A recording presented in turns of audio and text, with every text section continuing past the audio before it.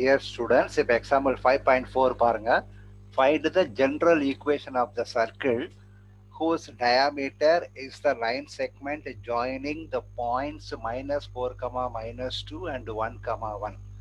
-4, -2 மற்றும் 1, 1 என்ற புள்ளிகளை வட்டத்தின் விட்டத்தின் முனைகளாக கொண்ட வட்டத்தின் பொது சமன்பாடு காண்க. புரியுதா? இது வந்து ஏற்கனவே நான் வந்து உங்களுக்கு ஒரு ஃபார்முலாவை நான் உங்களுக்கு கொடுத்துருக்கேன். என்னன்னு கேட்டீங்கன்னா, வட்டத்தின் முனைப்புள்ளிகளை கொண்ட விட்டத்தின் முனைப்புள்ளிகளை கொண்ட வட்டத்தின் சமன்பாடு வந்து x - x1 × x - x2 + y - y1 × y - y2 அப்படின்னு ஏற்கனவே கொடுத்துருக்கேன். தேவையான சமன்பாடு.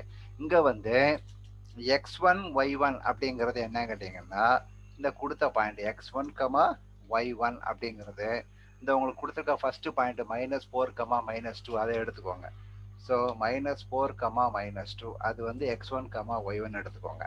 அடுத்தது x2, y2 அது வந்து அடுத்த பாயிண்ட் என்ன பாயிண்ட் கொடுத்துருக்கு உங்களுக்கு வந்து அடுத்த பாயிண்ட் என்ன கொடுத்துருக்கு 1, 1 அதை எடுத்துக்கோங்க. இப்போ நீங்க என்ன செய்யணும்னா, இந்த சமன்பாட்டில் வந்து நீங்க அதை பிரதியிடணும். புரியுதா? சமன்பாட்டில் என்ன செய்யணும், அதை நீங்க பிரதியிடணும்.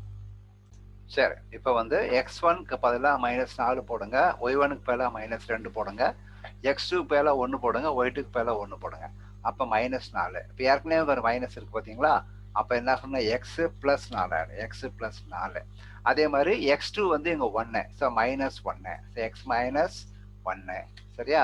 அடுத்தது y - y1, y1 வந்து -2, அப்போ என்ன ஆகும்னா +2 ஆயிடும். ஏற்கனவே மைனஸ் இருக்குல்ல, அதனால +2. அடுத்தது y2 வந்து 1, ஸோ y - 1 = 0. அவ்வளோதான். இதை நீங்க என்ன பண்ணுங்க, இதை வந்து நீங்க இதை வந்து பெருக்குங்க. பெருக்கி கூட்டி கழிச்சு பெருக்கி என்ன வருது கொண்டாங்க பாருங்க. ஒன்னொன்னா பெருக்குனீங்கன்னா x - x + 4 × x - 1. So first x பெருக்குனீங்கன்னா x² வரும். So x². அடுத்தது எக்ஸும் 1ம் -1 பெருக்குனீங்கன்னா -x வரும். அப்புறம் இந்த 4x பெருக்குனீங்கன்னா +4x வரும். அதுக்கப்புறம் 4 - 1 பெருக்குனீங்கன்னா -4. அதுக்கப்புறம் ப்ளஸ் அதே மாதிரி y × y பெருக்குனீங்கன்னா y². So y².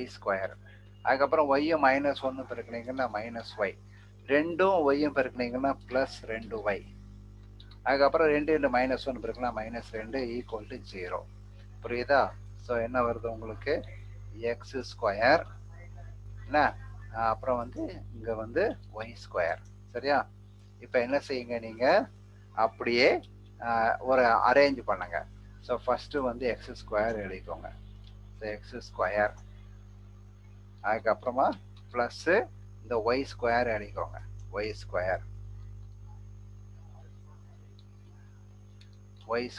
Plus y². சரியா? அப்புறம் வந்து பாருங்க -x + 4x, ஸோ வந்து +3x ஆயிடும். அதுக்கப்புறம் வந்து இங்க +2y - y, ஸோ +y ஆயிடும். +y. அப்புறம் -4 -2 பெருக்கினீங்கன்னா -6 = 0. இதான் வந்து உங்களுக்கு தேவையான சமன்பாடு. ஓகேவா?